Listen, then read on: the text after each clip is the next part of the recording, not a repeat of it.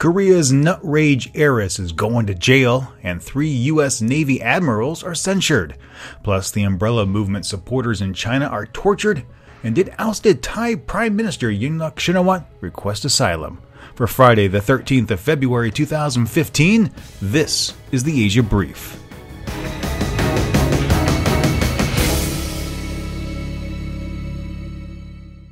A South Korean court has ruled the daughter of the chairman of Korean Air violated aviation safety law during her angry outburst over the way she was served macadamia nuts.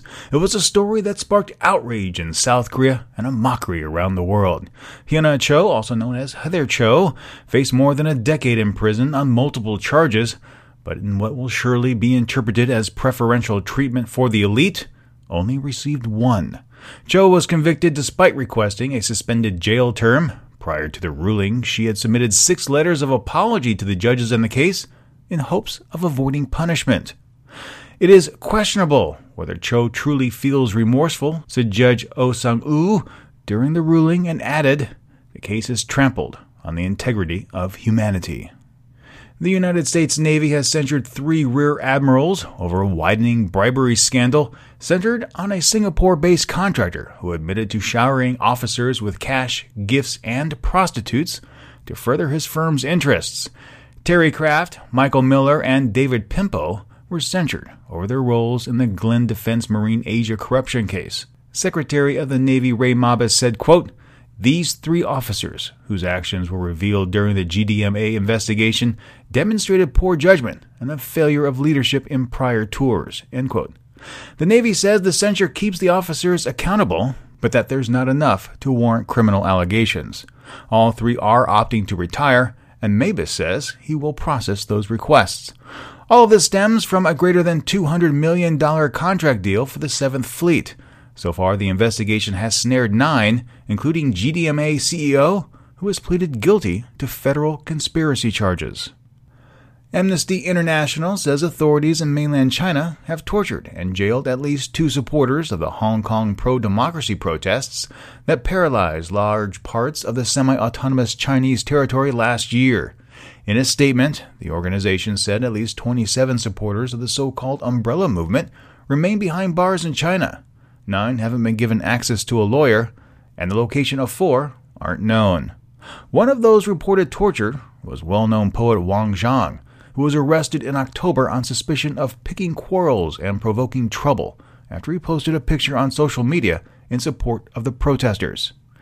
He was not allowed to see his lawyer until 25 December, when he told them that he had been interrogated non-stop for 5 days, during which he was kicked, beaten, prevented from sleeping, and forced to stand most of the time, Amnesty said. Li Yufeng, a women's rights activist from Hunan province, was also arrested in September and accused of creating a disturbance for her statements in support of the Hong Kong protests. According to her lawyer, during 2 sessions, she was forced to remove all of her clothes except for her underwear in a cold room. She has been on sporadic hunger strikes and has been force-fed liquid food at least twice, according to Amnesty International. China has not commented on the report. The U.S. Chargé d'Affaires in Thailand said yesterday he was unaware of reports that the former Prime Minister, Yingluck, was seeking asylum in the United States. "I have not heard of any report about that. I'm not going to comment on that issue," said Patrick Murphy, the top official at the U.S. Embassy in Bangkok. Murphy added, "As a friend, we simply want Thailand to succeed. Thailand's success and return to democracy is success for Southeast Asia and a success for global challenges. We are not taking sides at all." Yingluck's lawyer accused the former prime minister's opponents of attempting to discredit her by spreading false rumors, and she would flee the country before facing criminal charges in court next week. Quote, "If she had a plan to escape, she would not have publicly asked for permission to go abroad.